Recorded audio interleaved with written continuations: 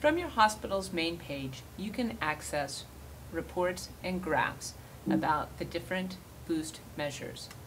You can see information on 30-day readmit, length of stay, and patient satisfaction.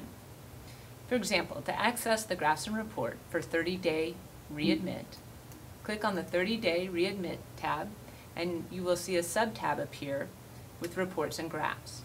The first tab will show you a report of 30-day readmission percentage rates, counts of patients discharged and readmitted. The second tab will show this information graphically for the hospital.